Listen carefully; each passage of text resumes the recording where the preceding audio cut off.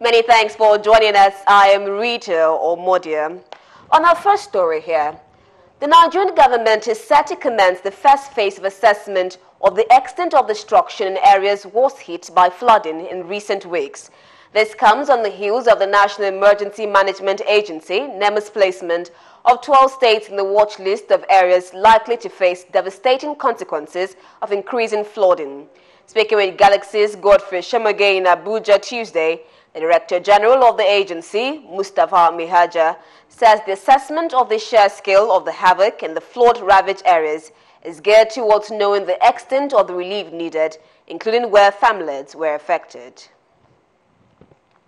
Of course, the government will support all those that have been affected. I can assure you that, like for other states, 12 states that were identified, the government has already initiated a process to supporting those states before now. So equally, the states that are affected, 12 of them have been affected, and 4 that declaration of national disaster has been made are also in the table. And then by the time this assessment is complete, by the time we know the quantum of the damage, I assure you that the government will look into it and take necessary measures to provide the support the people may need.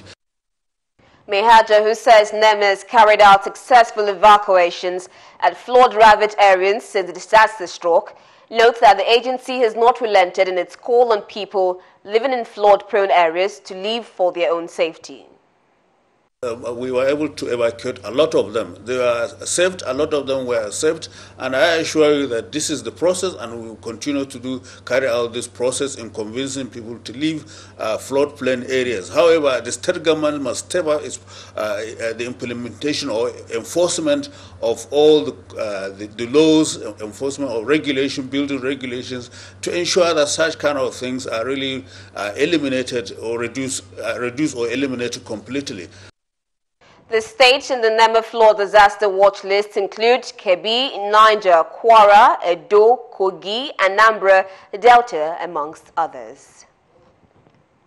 In another story, the United States government has restated its resolve to support Nigeria's economic and human capital development through education. The assurance was given by the Public Affairs Officer of the U.S. Consulate Lagos, Russell Brooks. Brooks was speaking at the opening of the 19th Annual Education USA College and Career Fair. Hosted by the U.S. Consulate in Lagos, the program was geared at giving students the unique opportunity to explore the diversity and vitality of higher education in the United States. A top priority for us is to support Nigeria in its effort to develop the huge potential of its economy and of its human capital. In order to do that, one leg of our effort is to help